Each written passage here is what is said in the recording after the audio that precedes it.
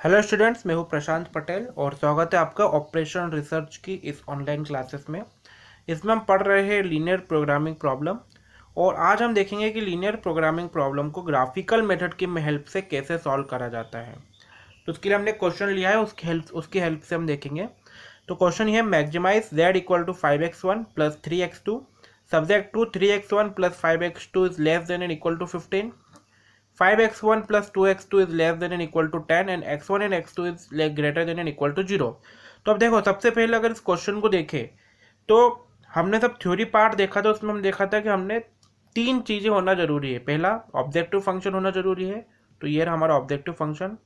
दूसरा, कुछ कंस्ट्रेंट होने जरूरी है, तो हम इसको लिख देते हैं ऑब्जेक्टिव फंक्शन।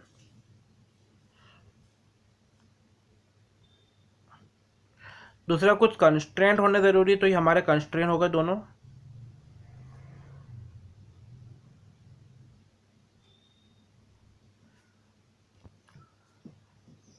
और तीसरा कि कुछ नॉन नेगेटिव हमारे पास में कंस्टेंट होना चाहिए, तो उसके लिए हमारे पास ये होगा कि x1 and x2 is greater than and equal to 0, जो कि नॉन नेगेटिव है। ना ये इसी चीज़ को शो करता है।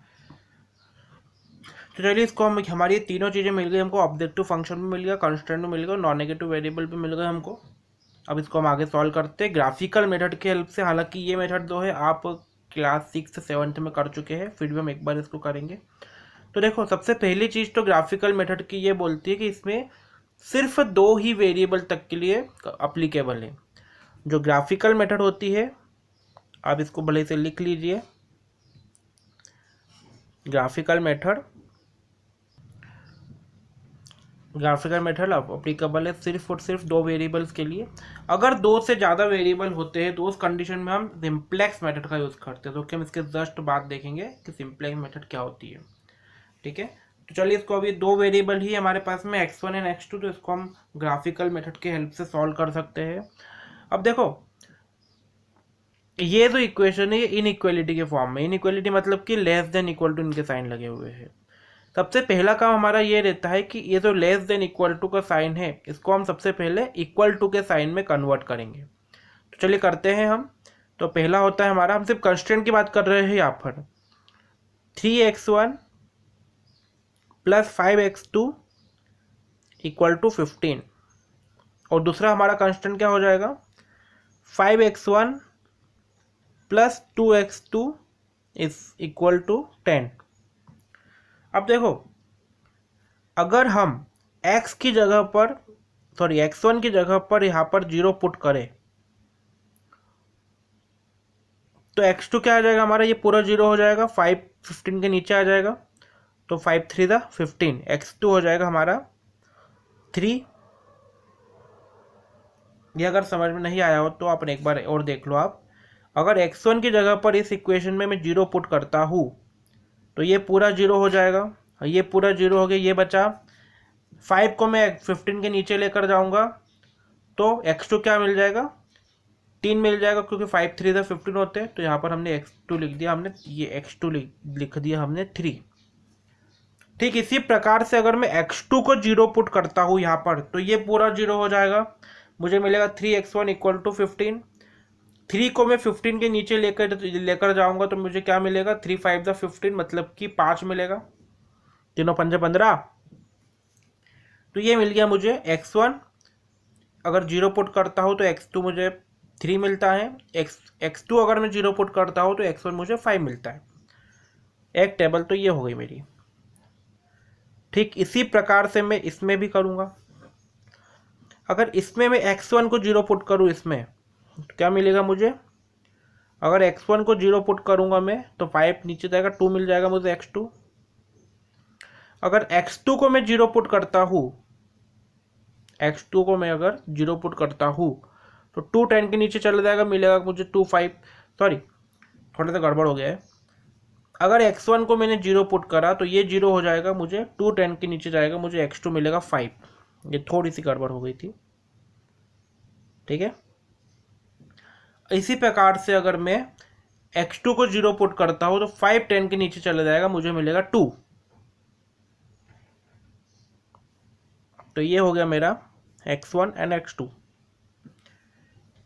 यहाँ से मेरे को दोनों की वैल्यू मिल गई। अब इसको मैं ग्राफ पे प्लॉट कर देता हूँ मैं। ये हमने बना लिया हमारा, कहाँ पर बनाए ग्राफ, इधर बना लेते हैं।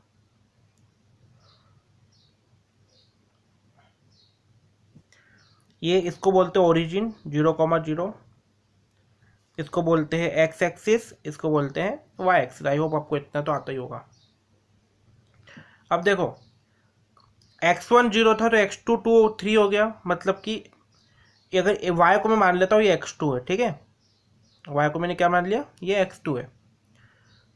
x1 ये इसको मान लिया, तो x1 अगर 0 है, x2 3 है, मतलब कि ये पॉइंट आएगा कहीं पे यहाँ पर। ये क्या हो जाएगा, पॉइंट का नाम हो जाएगा ये 0,3। ठीक इसी प्रकार से x1 5 है, x2 0 है, तो ये आ जाएगा पॉइंट कहीं पे यहाँ पर 5,0। इन दोनों को मिला दूंगा मैं, तो ये लाइन बन जाएगी किसकी, 3x1 + 5x2 = 15 की, ये वाली लाइन बन गई। अब इसी के भी पॉइंट इस पे प्लॉट करता हूँ, x1 0 x2 5, मतलब ये आएगा पॉइंट कहीं पर यहाँ पर 0,5। इसमें मिलेगा x1 2 x2 0, तो ये कहीं पर यहाँ पर मिलेगा मुझे 2,0। इन दोनों पॉइंट्स को भी मिला दूंगा मैं, ठीक है। तो हमने इन दोनों इक्वेशन की लाइन हमने ग्राफ पर ड्रॉ कर ली है। अब थोड़ा सा आगे बढ़ते हैं। अब देखो मैंने पहले x1 को 0 रखा, x2 को 0 रखा। अब अगर मान लो कि इक्वेशन है, इस इक्वेशन की बात कर रहा हूं मैं, if x1 and x2 both 0 अगर रखता हूं मैं इस इक्वेशन में, किसमें, तो 3x1 + 5x2 is less than and equal to 15, ये इक्वेशन है। अगर इसमें इसको भी 0 पुट कर दिया, इसको भी 0 पुट कर दिया, तो ये लेस देन इक्वल टू 15 आता है। मतलब कि 0 is less than and equal to 15। क्या ये चीज़ ट्रू है? हाँ, क्योंकि 0 15 से छोटा होता है, 15 से छोटा होता है, मतलब कि ये ट्रू है। अगर ये ट्रू होगा, अगर ये ट्रू होता है, तो इसकी इक्वेशन कौन सी है, इसकी इक्वेशन है ये वाली। इसकी लाइन कौन सी है, इसकी लाइन है ये वाली, 3x1 + 5x2 = 15, इसकी लाइन ये वाली है। तो अगर ये ट्रू होगा तो ये लाइन जो होगी इसके हम शेड करेंगे ओरिजिन की तरफ।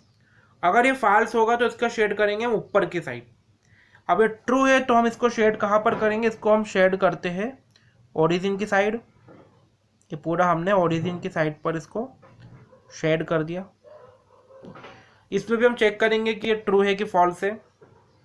इसकी इक्वेशन क्या है, इसकी इक्वेशन है 5x1 + 2x2 is less than and equal to 10।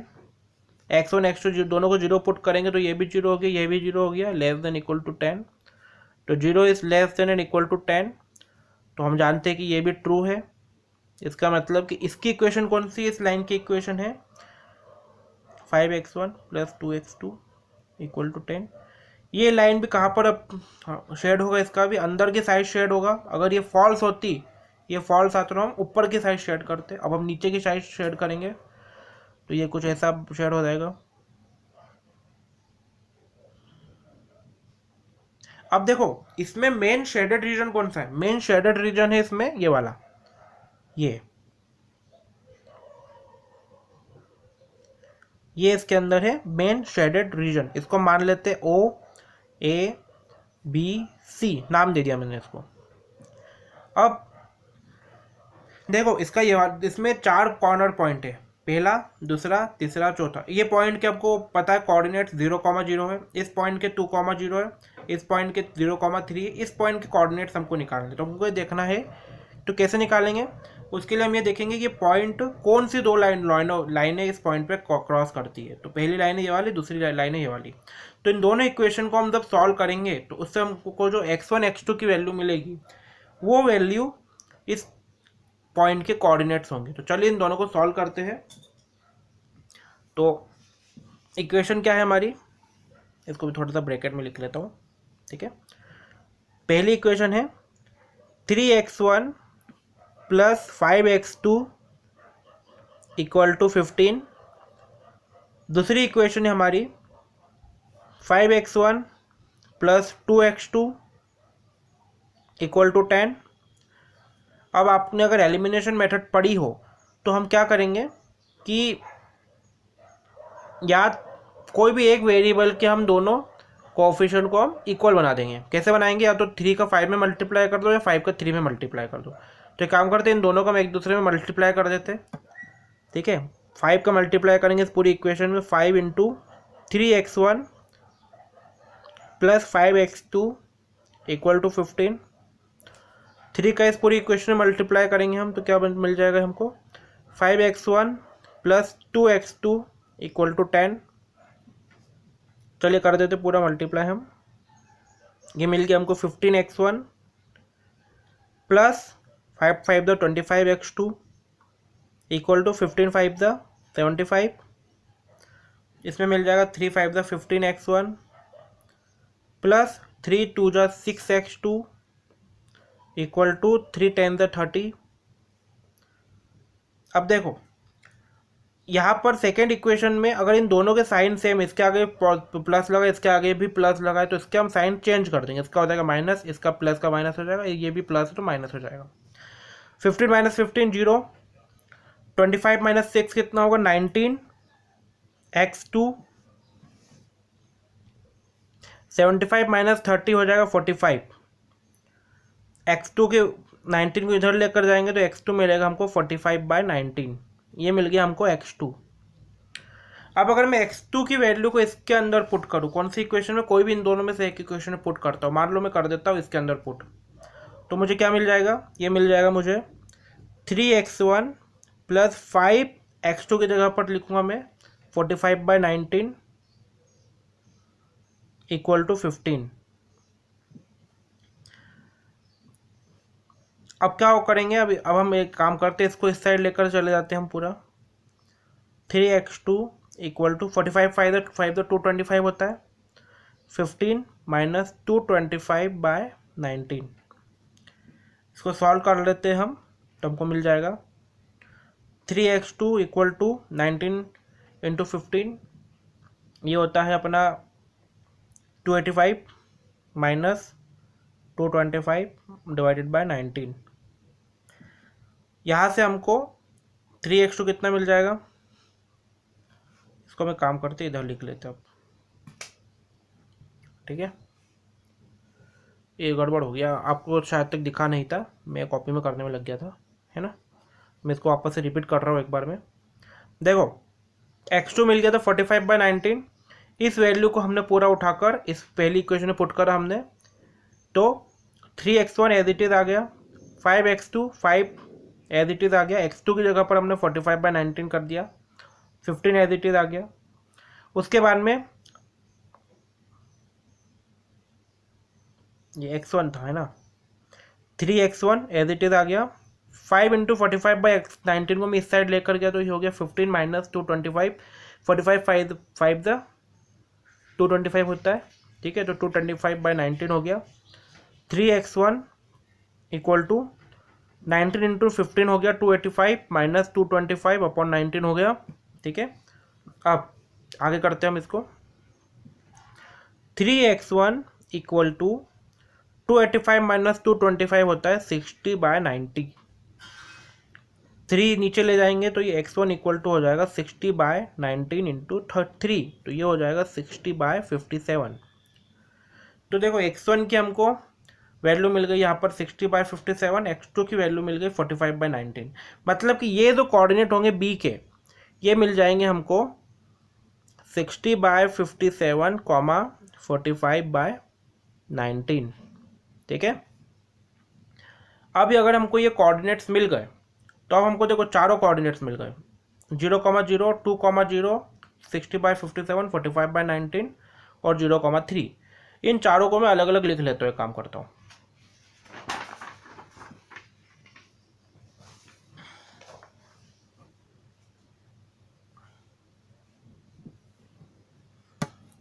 अब देखो इधर मेरी ऑब्जेक्टिव इक्वेशन थी maximize z equal to 5x1 plus 3x2, तो इसको मैं लिख लेता हूँ z equal to 5x1 plus थोड़ा दूर दूर लिख रहा हूँ उसको मैं, 3x2। ठीक है, अब मुझे x1 x2 की वैल्यू चाहिए। तो देखो यहाँ से मेरे को x1 x2 की वैल्यू मिलती है 0,0, तो यहाँ पर लिख दिया मैंने 0 और यहाँ पर भी लिख दिया 0। ठीक है, दूसरी वैल्यू मिलती है 2,0, इधर लिख दूंगा 2, इधर लिख दिया मैंने 0। तीसरी वैल्यू मिली 0,3, 0 और 3।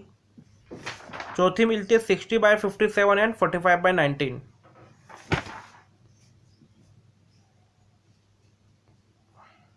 ये हो गया 60/57 और ये हो गया 45/19।